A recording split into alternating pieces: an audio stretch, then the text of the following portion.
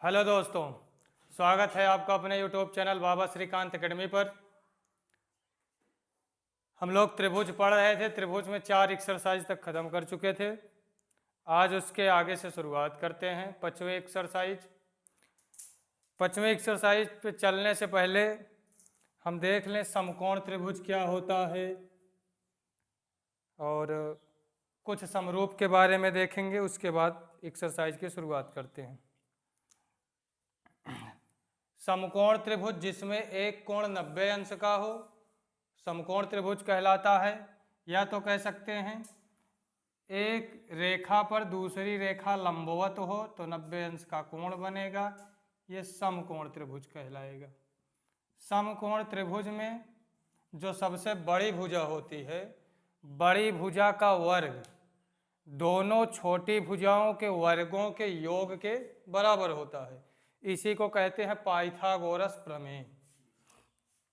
AC का square ये बराबर होगा AB square plus BC square. ये समकोण त्रिभुज में चलता है कि सबसे बड़ी भुजा का वर्ग शेष दोनों छोटी भुजाओं के वर्गों के योग के बराबर हो जाए। मान लीजिए अधिक कोण त्रिभुज बना हो। अधिक कोण मतलब 90 से ज़्यादा, तब उसमें क्या होता है, सबसे बड़ी भुजा AC का वर्ग बड़ा होगा दोनों छोटी भुजाओं के वर्गों के योग से। न्यून कोण त्रिभुज बना हो तो बड़ी भुजा का वर्ग दोनों छोटी भुजाओं के वर्गों के योग से छोटा होता है। ठीक। न्यून कोण त्रिभुज में जिसमें प्रत्येक कोण न्यून कोण हो, 90 से कम हो सभी कोण, ये एक समकोण त्रिभुज है। इसमें समकोण के सामने वाली भुजा पर अगर हम एक लंब खींच दें, समकोण के सामने वाली भुजा पर लंब, और लंब हमेशा 90 अंश का कोण बनाता है, तो इसमें जितने भी त्रिभुज हैं सभी त्रिभुज आपस में समरूप होते हैं। त्रिभुज ABE, इसको नाम E या D दे सकते हैं। त्रिभुज ABD समरूप होगा त्रिभुज CDB के। त्रिभुज ABC समरूप होगा त्रिभुज CBD के। ABC समरूप होगा ABD के। यानी इसमें जितने भी त्रिभुज बनेंगे प्रत्येक त्रिभुज आपस में समरूप होते हैं। तो जब सवाल आएगी तो इसमें हम समरूप नहीं सिद्ध करेंगे कि त्रिभुज समरूप है कोण कोण या साइड एंगल साइड से। सीधा समकोण त्रिभुज पर समकोण वाले शीर्ष से समकोण के सामने वाली भुजा पर लंब है, 90 अंश का कोण बन रहा है, तो जितने भी त्रिभुज मिलेंगे सब आपस में समरूप होंगे। अब हम लोग चलते हैं पहली एक्सरसाइज की पहली सवाल पर। इसमें 4 भाग दिया है। कह रहा है कुछ त्रिभुजों की भुजाएं हमको दी गई हैं, इसमें कौन कौन से त्रिभुज समकोण त्रिभुज हैं। इस स्थिति में कण की लंबाई भी लिखिए। कण मतलब सबसे बड़ी भुजा की लंबाई। इसमें पहली नंबर सवाल है 7, 24, 25। दूसरी सवाल है 3, 8, 6, 3, 8, 6। तीसरी सवाल में 50, 80, 100, 50, 80, 100। चौथी सवाल है 13, 12, 5। इसमें हमको बताना है ये भुजाएं हैं, किन भुजाओं से समकोण त्रिभुज का निर्माण होगा और उस स्थिति में कण क्या होगा। कण मतलब समकोण के सामने वाली भुजा। तो समकोण के सामने वाली भुजा कण हमेशा सबसे बड़ी भुजा होगी। 7, 24, 25 में सबसे बड़ा क्या है, 25। तो 25 का वर्ग अगर बराबर हो जाए 7 के वर्ग प्लस 24 के वर्ग के, दोनों बराबर हो जाएंगे तो दी गई भुजाएं समकोण त्रिभुज की भुजाएं हैं। 25 का वर्ग 625, 7 का वर्ग 24 का वर्ग 576। 625 में 49 जोड़ेंगे, 9, 6, 15, 625 होगा। दोनों पक्ष हमारे बराबर हो गए, यानी दोनों भुजाओं के वर्गों का योग बड़ी भुजा के वर्ग के योग के बराबर हो गया। तो इस 7, 24, 25 समकोण त्रिभुज की भुजा है। कण की लंबाई हमेशा बड़ा वाला 25 सेंटीमीटर। इसमें सबसे बड़ी भुजा का वर्ग, सबसे बड़ा क्या है, 8 का वर्ग, अगर बराबर हो जाए 3 के वर्ग प्लस 6 के वर्ग के 8 अठाई 3 का 9, 6 का 36, क्या 64 कभी 36 9 45 के बराबर होगा? नहीं होगा। तो ये जो भुजाएं दी गई हैं समकोण त्रिभुज की भुजा नहीं है। इसमें सबसे बड़ी भुजा 100 का वर्ग अगर बराबर हो जाए 50 के वर्ग प्लस 80 के वर्ग के, तब तो समकोण त्रिभुज की भुजा होगी। 100 का वर्ग 10,000, 50 का वर्ग 2500, 80 का वर्ग 6400, क्या 10,000 25 64 0 0 5 4 9 8900 के ये कभी बराबर हो सकता है? नहीं बराबर होगा। तो ये भुजाएं समकोण त्रिभुज की भुजा नहीं है। इसमें देखें 13 का वर्ग 169 बराबर 12 का वर्ग 144 प्लस 25, 144 में 25 जोड़ेंगे 169 बराबर 169, यानी बड़ी भुजा का वर्ग शेष दोनों भुजाओं के वर्ग के बराबर है। तो दी गई भुजाएं समकोण त्रिभुज की भुजा है। कर्ण सबसे बड़ी वाली भुजा 13।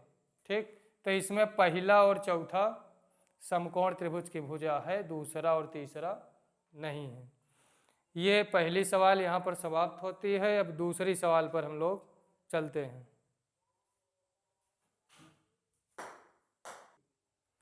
दूसरी सवाल है, कह रहा है पी क्यू आर एक समकोण त्रिभुज है जिसका कोण पी समकोण है। एक त्रिभुज है पी क्यू आर, इस त्रिभुज में कह रहा है कि जिसका कोण पी समकोण है। तो ये पी समकोण है, पी क्यू आर। कह रहा है क्यू आर पर एक बिंदु यम इस प्रकार है, इस क्यू आर पर एक बिंदु यम है इस प्रकार है कि पी से इस पर एक भुजा डालते हैं या लंब खींच सकते हैं। पी यम लंब है क्यू आर पर, तो यम को दर्शाना है। सबसे पहले दिया है, दिया क्या है कि पी यम दिया है कोण पी समकोण है और पी यम लंब है क्यू आर पर। हमको सिद्ध करना है, सिद्ध करना है P M square is equal to P M square is equal to Q M upon M R, Q M into M R. पहले समझ लो, इसके बाद उतारना शुरू करो। ये हमको सिद्ध करना है। अब हम लोग हल करेंगे प्रमाण। अगर हमको ये दिखाना हो कि ये बड़ा वाला त्रिभुज पी क्यू आर किसी भी दोनों में से किसी भी एक त्रिभुज पी एम क्यू के समरूप है कि नहीं, आसानी से दिखा सकते हैं। पी क्यू आर बड़ा वाला और पी क्यू एम में क्यू दोनों में कॉमन है और एंगल यम इसमें 90 डिग्री, इसमें एंगल पी 90 डिग्री। पी बराबर यम के, क्यू उभयनिष्ठ, दो कोण बराबर हुए। एंगल सिमिलरिटी से पी क्यू आर समरूप होगा पी क्यू यम के होगा। ठीक इसी प्रकार से ये वाला त्रिभुज ले, अब ये ना लेके ये वाला ले, इधर ये 90, ये उभयनिष्ठ कोण दोनों में मिलेगा। एंगल से बड़ा वाला त्रिभुज इसके भी समरूप होगा। तो एक थ्योरम है, प्रमेय है 6.7, उसमें यही बताया गया है और वीडियो जैसे शुरू किए यही बताए थे। तो उतना लिखने से बढ़िया डायरेक्ट प्रमेय इसकी मदद से समरूप दिखा सकते हैं। अगर ना समझ में आए तो दो त्रिभुज लेना, बड़ा वाला ये छोटा वाला, उभयनिष्ठ 90, इसको लेना उभयनिष्ठ 90, दोनों से आपस में समरूप हम दिखा सकते हैं। तो हम लिख सकते हैं त्रिभुज पी क्यू आर, त्रिभुज पी क्यू आर समरूप होगा त्रिभुज पी क्यू यम के, समीकरण नंबर 1। ठीक इसी प्रकार triangle P Q R similar होगा, समरूप होगा त्रिभुज पी क्यू आर समरूप होगा त्रिभुज पी एम आर के समीकरण नंबर 2। पी क्यू आर समरूप होगा पी एम आर के। अब समीकरण 1 तथा 2 से, समीकरण 1 तथा 2 से इसमें हम देख रहे हैं पी क्यू आर भी इसके समरूप है, पी क्यू आर इसके भी समरूप है। इन दोनों समीकरण की मदद से हम लिख सकते हैं triangle P Q M similar होगा ट्रायंगल पी एम आर के होगा। यदि कोई दो त्रिभुज आपस में समरूप हों तो इनकी संगत भुजाएं समानुपाती होती हैं। तो पी क्यू एम ये त्रिभुज और पी एम आर ये वाला त्रिभुज और ये वाला त्रिभुज, दोनों में कि हमको संगत भुजा लेना है। तो पी क्यू एम संगत भुजा समानुपाती होगी, तो इसमें लिख सकते हैं पी एम बटे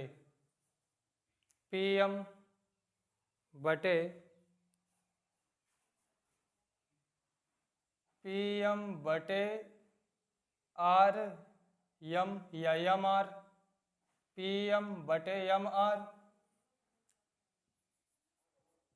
बराबर होगा पी एम बटे एम आर बराबर होगा क्यू एम बटे पी एम के। अब तिरछा गुणा कर सकते हैं, पी एम गुणे P M square is equal to Q M गुणे एम आर, यही हमको प्रूफ करना था।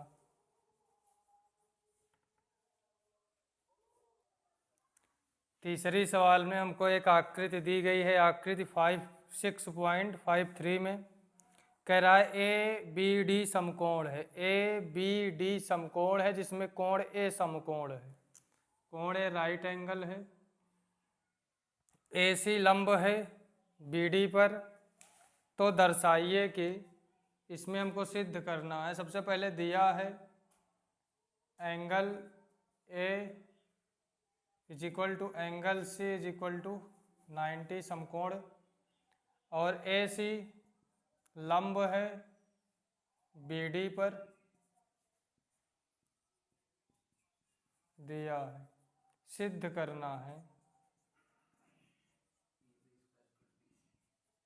करना है, पहला number A B square is equal to B C into B D, दूसरा है A C square is equal to B C into D C, तीसरा इसमें सिद्ध करना है A D square is equal to B D into C D, सबसे पहले हम ले त्रिभुज ए बी सी तथा त्रिभुज ए बी डी, त्रिभुज ए बी सी तथा त्रिभुज ए बी डी से इन दोनों त्रिभुजों को हम समरूप दिखा सकते हैं। दो कोण बराबर होंगे, कोण बी कॉमन एंगल बनेगा और इसमें कोण ए इसमें कोण सी 90-90 अंश। तो एंगल सिमिलरिटी से दोनों त्रिभुज समरूप होगा। इसमें लिख सकते हैं त्रिभुज ए बी सी समरूप होगा त्रिभुज ए बी डी के। क्यों समरूप होगा? बाई थ्योरम प्रमेय 6.7 से। या तो लिख लें कि कोण बी इज इक्वल टू कोण बी कॉमन एंगल उभयनिष्ठ कोण, angle D A C is equal to angle A C B is equal to 90 degree. तो त्रिभुज A B C A B D similar होगा बाई एंगल सिमिलरिटी से। जब कोई भी दो त्रिभुज समरूप हो गया तो इनकी संगत भुजाएं आपस में समानुपाती होंगी। ए बी बटे ए बी सी इस वाले त्रिभुज में 90 अंश के सामने ए बी, तो बड़े वाले त्रिभुज में 90 अंश के सामने B D, A B upon B D is equal to B C बटे बी सी बटे बड़े वाले त्रिभुज में भुजा ए बी, बी सी बटे ए बी, तिरछा गुणा कर सकते हैं, A B square is equal to B D into B C. यही हमको प्रूफ करना है। इसमें अगर दूसरा देखें, दूसरे में हमको सिद्ध करना है A C square is equal to B C into D C, A C square is equal to B C into D C. तो इसमें हम लेंगे त्रिभुज ए बी सी तथा त्रिभुज ए बी सी तथा त्रिभुज सी डी ए में, तो ये दोनों त्रिभुज भी ए बी सी सिमिलर होगा त्रिभुज सी डी ए के। क्यों सिमिलर होगा? प्रमेय 6.7 से। इसमें भी एंगल सिमिलरिटी लगेगा, दोनों त्रिभुज आपस में समरूप होंगे। जब त्रिभुज समरूप हो गए तो इनके संगत भुजाओं का अनुपात आपस में बराबर होगा। भुजा ए सी बटे ए बी सी की, ए बी सी में ए सी, तो सी डी ए में ए सी, यहाँ पर C D, A C upon C D is equal to B C upon A C. तिरछा गुणा करेंगे, A C is equal to B C into C D. ये हमको प्रूफ करना था। इसमें तीसरा हल करने के लिए A D square is equal to B D into C D, बड़ा वाला त्रिभुज लें ए बी डी और ये ऊपर वाला त्रिभुज ए सी डी। ये दोनों त्रिभुज थ्योरम 6.7 से सिमिलर होगा, या तो एंगल सिमिलरिटी से दिखा सकते हैं, सिमिलर होगा। फिर इन दोनों त्रिभुजों में जब समरूप हो गया तो इनकी संगत भुजाओं का अनुपात आपस में बराबर होगा। इस रूप में लिख के तिरछा गुणा करेंगे तो यह भी प्रूफ हो जाएगा। अब हम लोग चलते हैं चौथी नंबर सवाल पे। चौथी सवाल में कह रहा है ए बी सी एक समद्विबाहु त्रिभुज है जिसका कोण सी समकोण है। एक समद्विबाहु त्रिभुज है ए बी सी, इसमें कह रहा है कोण सी समकोण है, सी समकोण है ए बी सी। समद्विबाहु त्रिभुज है तो ये भुजा इसके बराबर होगा। कह रहा है सिद्ध कीजिए। हमको दिया है समद्विबाहु है ए सी बराबर बी सी और angle A C B is equal to 90 degree. सिद्ध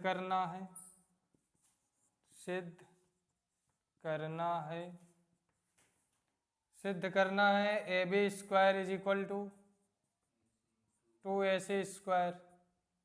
हल। इसमें हम देखें समकोण त्रिभुज है, समकोण त्रिभुज में पाइथागोरस प्रमेय लगा सकते हैं। पाइथागोरस प्रमेय से ये होता क्या है? सबसे बड़ी भुजा का वर्ग ए बी का स्क्वायर बराबर होगा A C square plus B C square के। हमको दिया है कि ए सी बराबर है बी सी के या बी सी बराबर है ए सी के, तो बी सी के स्थान पर हम ए सी लिख सकते हैं क्योंकि दिया है समद्विबाहु समकोण है। तो लिख सकते हैं A B square is equal to A C square plus A C square, A B square is equal to 2 A C square. यही हमको प्रूफ करना था। ये हमारी चौथी नंबर सवाल हो गई। आज के लिए इतना ही रखते हैं, आगे की सवाल है नेक्स्ट वीडियो में। अगर समझ में आया हो तो वीडियो को ज़्यादा से ज़्यादा लाइक करें और चैनल को सब्सक्राइब करें। धन्यवाद।